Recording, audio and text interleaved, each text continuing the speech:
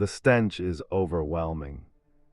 A cloying, sickly sweet decay hangs heavy in the air, mingling with the acrid scent of incense desperately trying to mask it. Before the assembled cardinals and bishops, in the sacred grandeur of the Basilica of St. John Lateran, sits the accused. But this is no living man. This is a corpse pale and putrefying, its eyes sunk in hollows, its jaw perhaps wired shut, propped awkwardly on a papal throne. Dressed in the rich vestments of office, garments that now mock its grisly state, the body of Pope Formosus, dead for 9 months, is on trial. His successor, Pope Stephen VI, glares from his own throne, his face contorted in a mask of fury, his accusations echoing through the hallowed halls. A deacon stands beside the cadaver, a macabre attorney, forced to answer for the silent, decaying pontiff.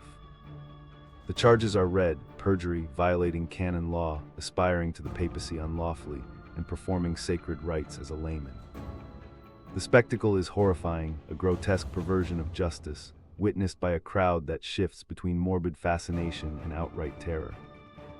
No one present can deny the surreal horror unfolding before them, a sacrilege played out under the very gaze of God. But how could such an unthinkable act, a trial against a decomposing body, ever come to pass within the highest echelons of the Christian world? But to understand how we got here, how the Catholic Church reached a point where it would exhume a deceased pontiff for a posthumous trial, we need to go back. Back to a time when Rome, though still the spiritual heart of Western Christendom, was a city grappling with chaos and political instability.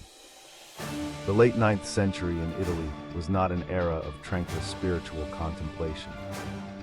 It was a period marked by incessant power struggles, shifting allegiances, and violent coups, where secular ambitions frequently overshadowed sacred duty. Popes rarely died peacefully in their beds.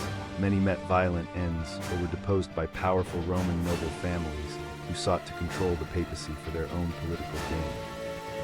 The papacy itself had become a prize, not solely for its spiritual authority, but for the immense temporal power and influence it wielded over central Italy and beyond. This volatile landscape shaped the lives of everyone, from the lowest peasant to the highest cleric.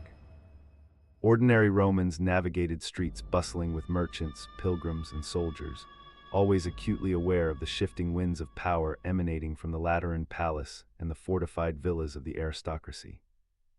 The daily rhythm of life was punctuated by the tolling of church bells, the clamor of markets, and the ominous sound of marching legions. For many, the church was their anchor, their source of solace and meaning in a world rife with uncertainty, yet even the church itself was deeply entangled in the very earthly conflicts that plagued their existence.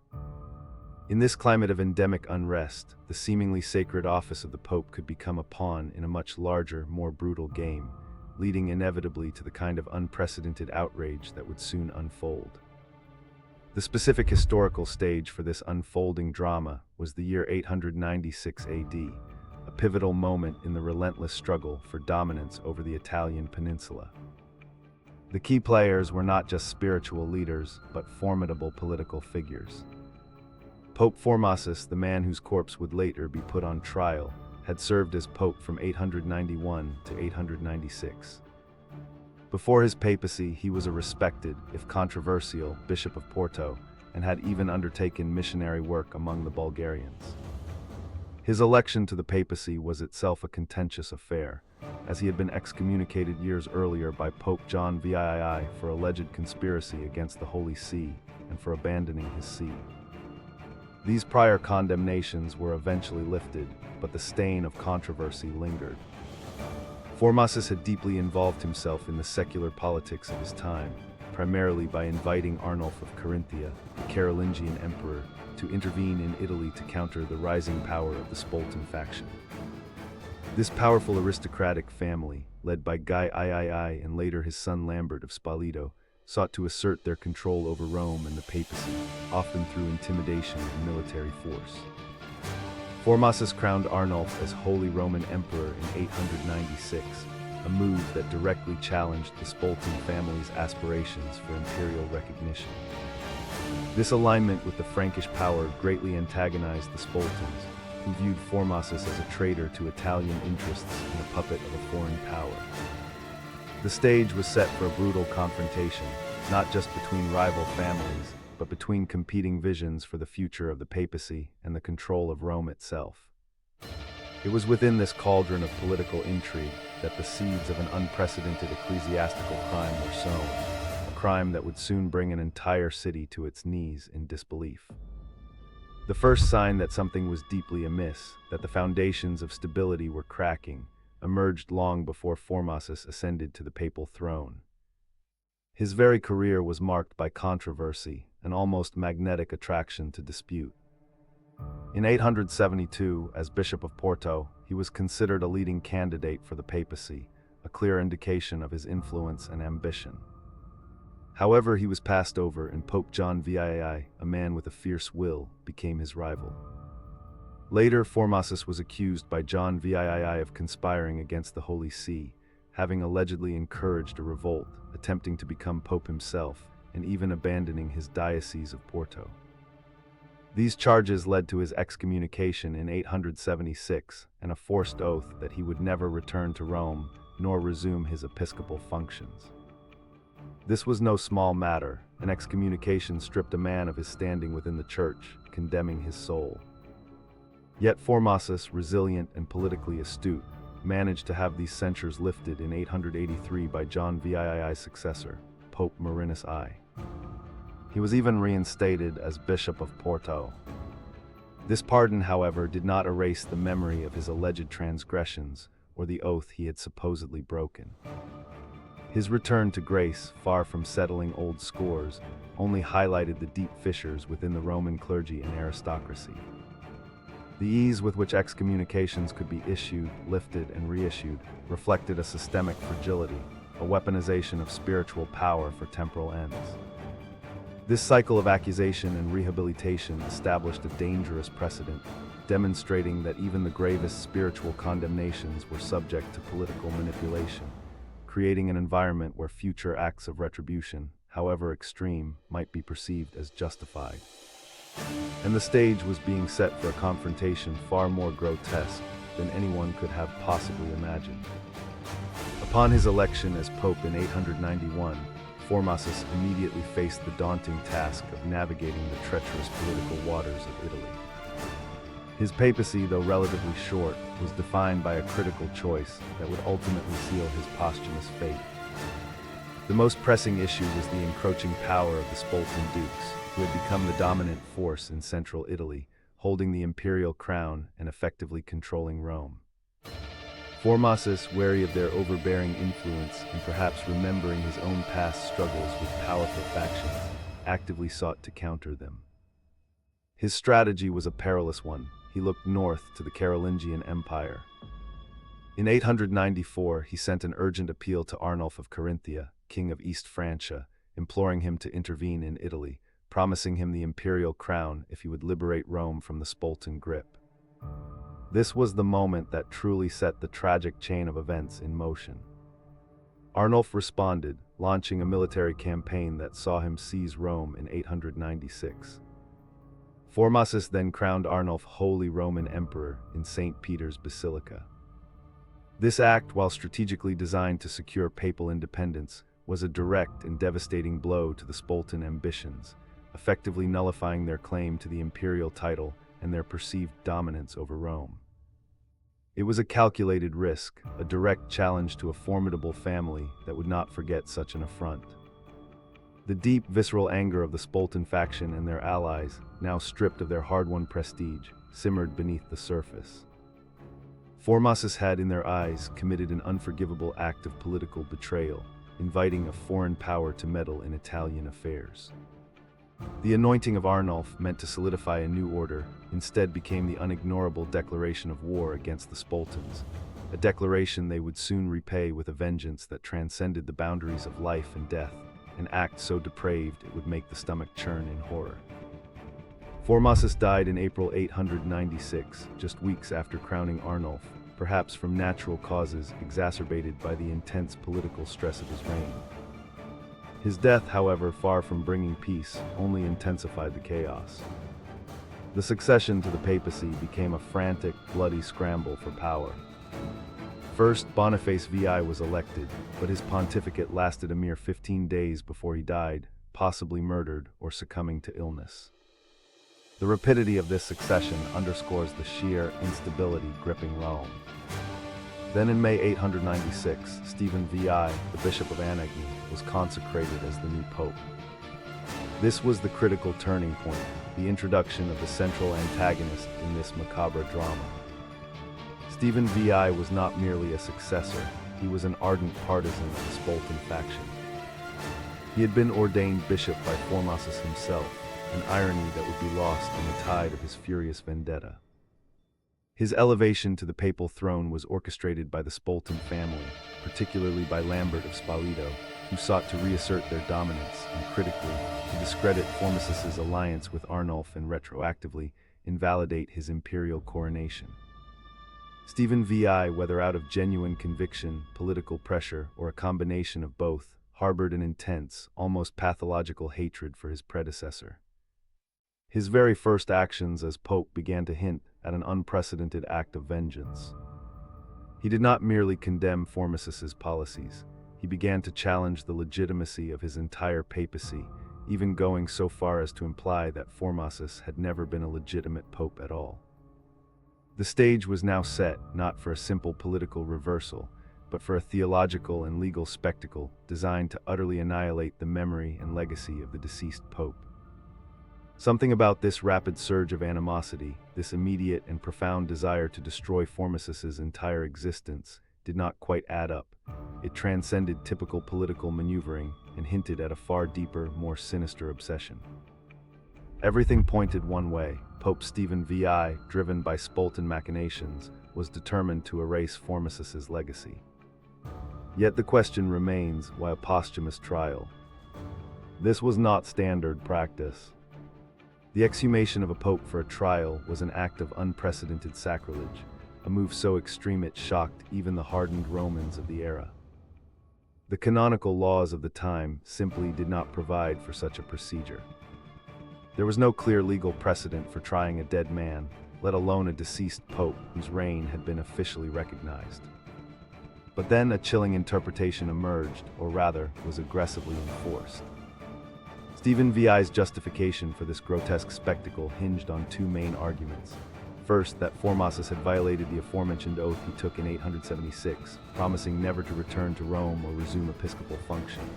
And second, that he had transferred from his original see of Porto to Rome, which was considered an uncanonical act known as *translatio*.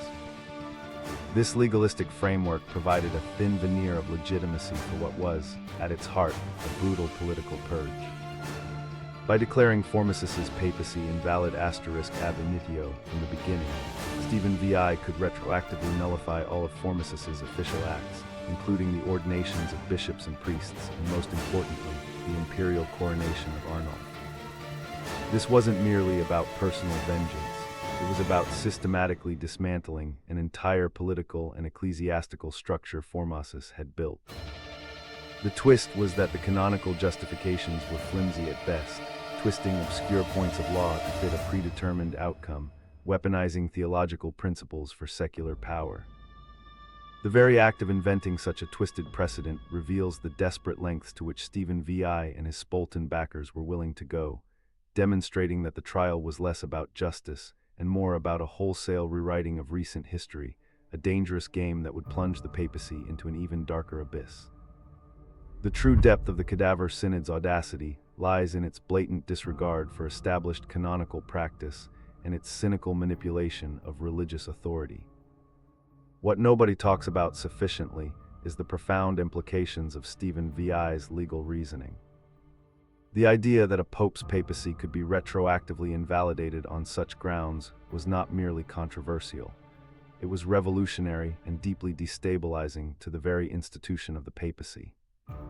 The concept of *translatio*, the transfer of a bishop from one see to another, was indeed frowned upon, but it had precedence, and its mere occurrence did not automatically nullify all subsequent ordinations or official acts.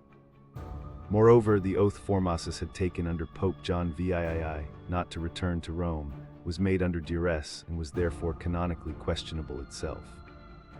Stephen VI's court, comprised primarily of his loyalists and Spolton sympathizers, essentially created a legal fiction.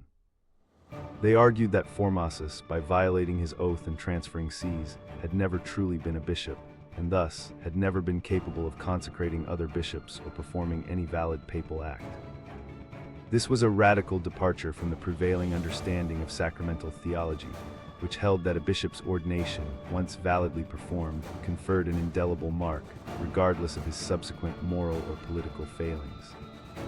The synod was not a legal proceeding in any recognizable sense. It was a political show trial, a theatrical denunciation designed to achieve specific, far-reaching political objectives.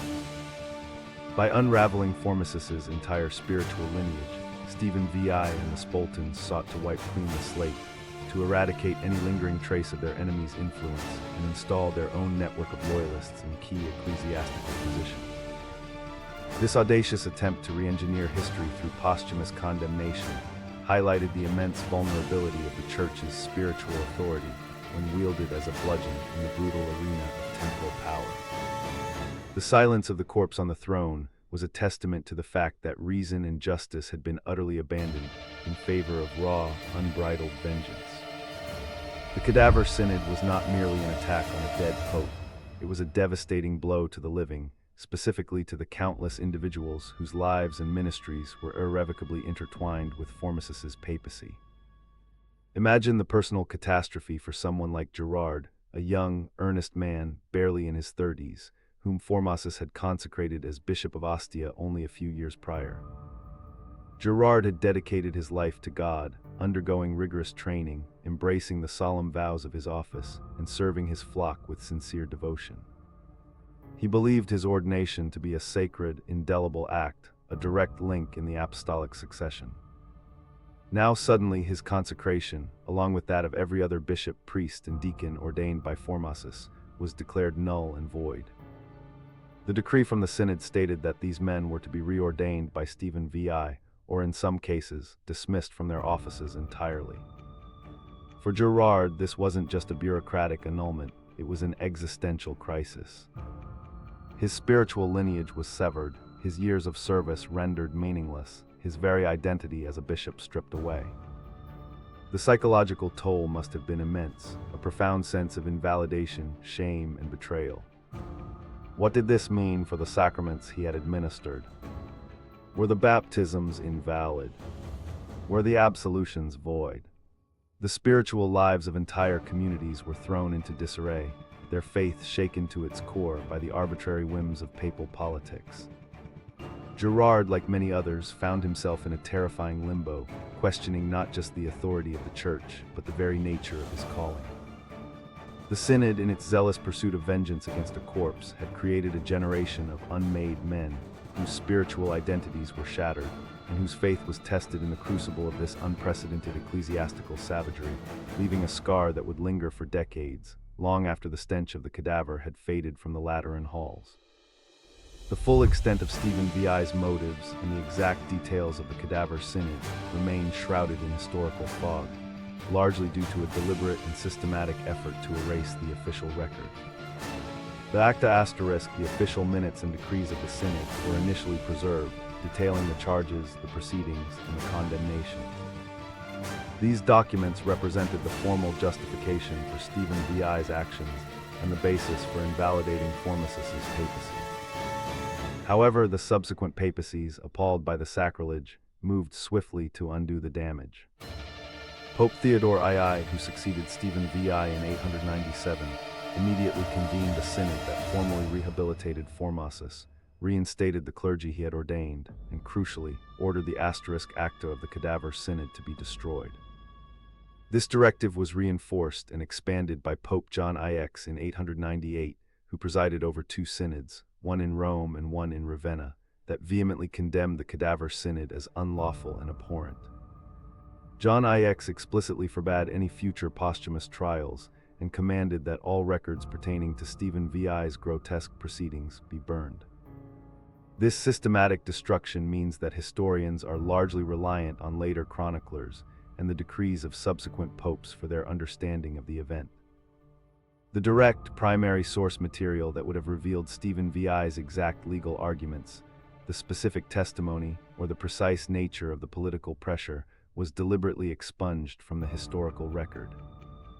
This act of archival suppression means that much of the intimate, granular detail of that day, the precise words spoken, the nuances of the political allegiances, and the true extent of the conspiracy, remains forever lost, a testament to the Church's urgent need to bury an event that brought it immense shame.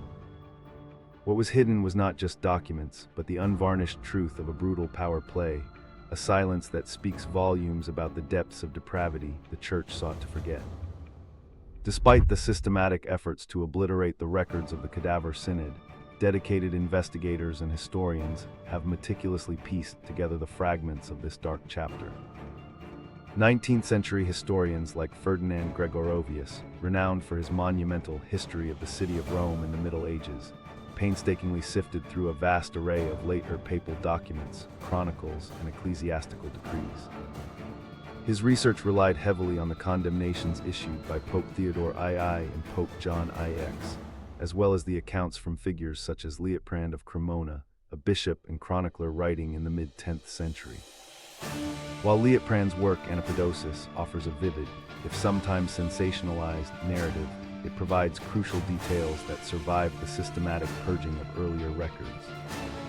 These investigations revealed that while the direct asterisk acta were gone, the subsequent papal denunciations provided a reverse-engineered understanding of what transpired. For instance, John IX's synod in Ravenna in 898 explicitly listed the errors and canonical violations committed by Stephen VI, thereby inadvertently confirming the nature of the charges against Formosus and the proceedings themselves. Historians also examined letters and decrees concerning the reinstatement of the clergy ordained by Formosus, which indirectly corroborated the fact that their ordinations had been annulled.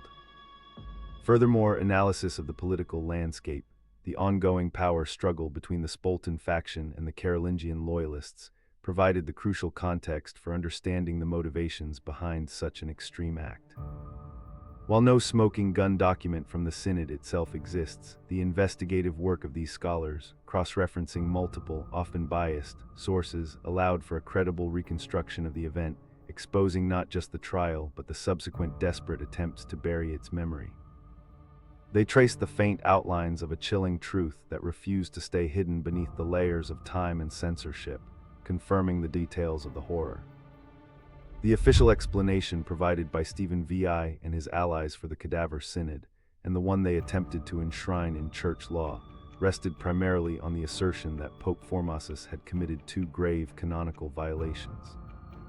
Firstly, he was accused of perjury for having violated the oath he swore to Pope John VIII in 876, never to return to Rome or resume his episcopal functions. Secondly, and perhaps more damningly in their view, Formosus was charged with the uncanonical transfer of sees, moving from his original bishopric of Porto to become the Bishop of Rome, a practice known as *translatio*. Stephen VI's legal team, if one can call them that, argued that these acts rendered Formosus's entire papacy invalid *ab initio, meaning all his actions as pope, including the ordinations of clergy and the crowning of Arnulf, were null and void. However, this official explanation does not withstand scrutiny. The oath Formosus took to John VIII was made under severe duress, after he had been excommunicated. Canonical law generally held that oaths made under duress were not binding. More significantly, the concept of a posthumous trial for a pope had no precedent in the Church's long history. Later popes like Theodore II and John IX quickly condemned Stephen VI's actions, not just for their barbarity, but for their fundamental lack of canonical basis. Pope John IX, in particular, explicitly decreed that a dead man could not be brought to trial, and that the charges against Formosus were fabricated for political ends. The Church, in its own judgment, recognized that Stephen VI's explanation was not a valid legal argument, but a cynical manipulation of canon law, designed to justify a political purge. This official narrative crumbled almost as quickly as it was constructed, leaving behind a legacy of shame and a clear indictment of Stephen VI's abuse of power. The very institution that sanctioned it swiftly disavowed it, demonstrating the fragility of politically motivated legal contrivances. The most credible theory, supported by extensive historical scholarship, points overwhelmingly to the Cadaver Synod being a purely politically motivated act, a brutal exercise in retrospective power. This wasn't merely about correcting a perceived canonical error. It was about the Spolton faction, led by Lambert of Spoleto and his mother Ageltrude, using Pope Stephen VI as their instrument to retroactively dismantle the entire political architecture established by Formosus. Historian Donald E. Queller, in his detailed examinations of medieval legal and political systems, highlights how such trials, though rare and extreme, were powerful tools for factional vengeance. The evidence is compelling.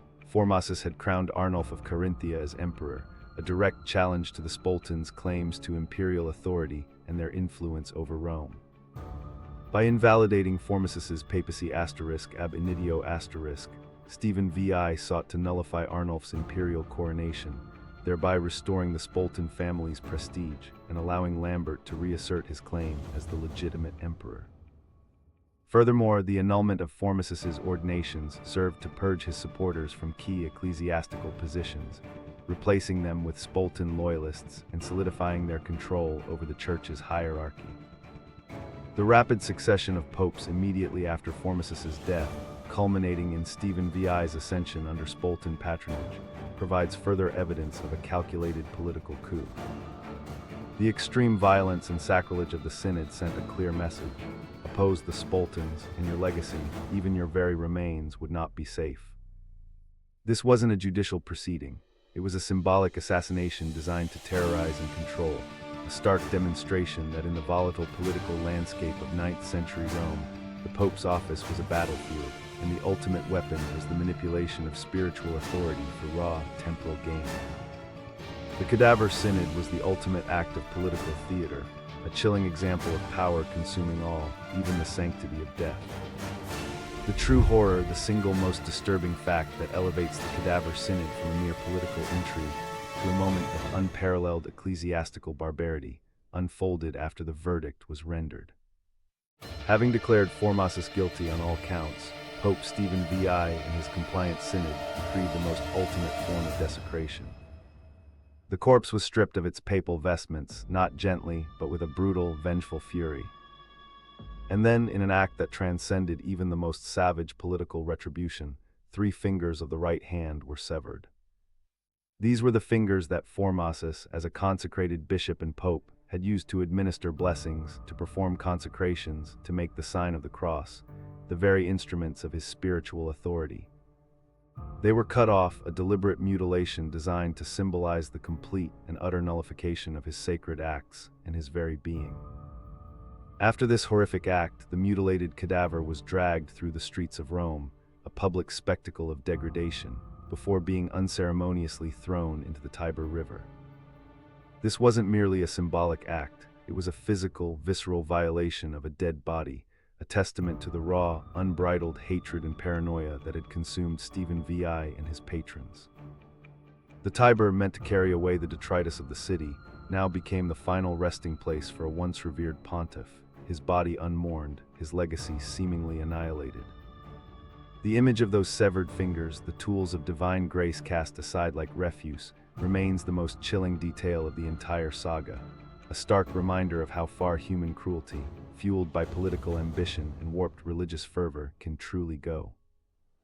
It was an act that horrified even the cynical Romans, sealing Stephen VI's own fate and forever staining the annals of papal history with an indelible mark of sacrilege. The Cadaver Synod, an event almost too bizarre to be true, stands as a grotesque monument to the perils of unchecked power, political fanaticism, and religious weaponization.